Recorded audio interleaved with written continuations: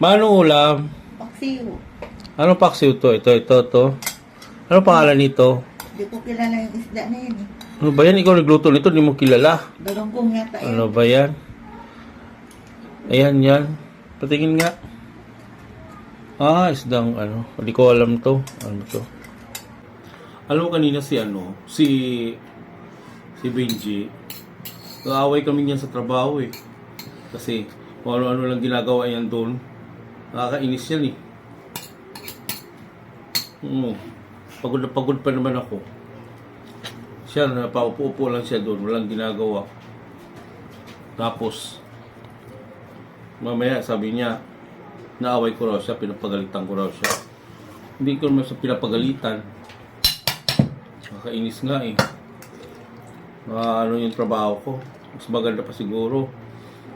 Maghiwalay na lang kami ng trabaho. Kasi, nakikita ko siya doon, nadi-distract lang ako.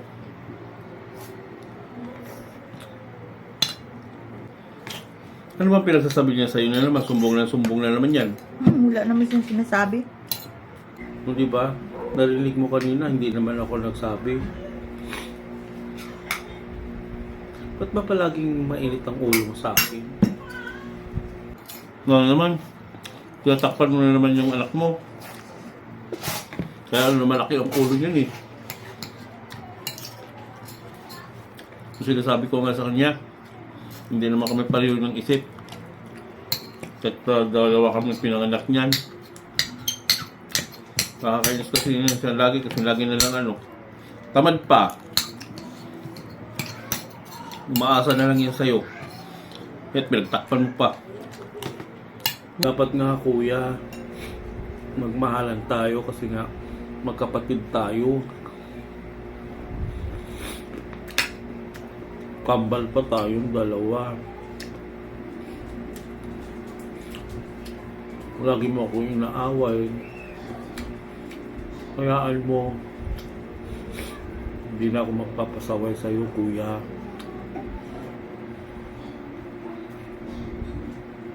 Huwag ka na magalit sa akin, ha?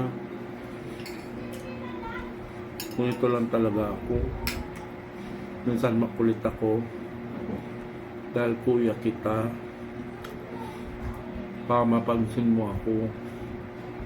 So, huwag ka magalit sa akin. Pero hindi ako nagsusumbong kay nanay kung anong sinasabi nila tungkol sa'yo. Ayoko na nga kumain. Bahala na nga kasi balon. Yan. Saan ka na naman pupunta?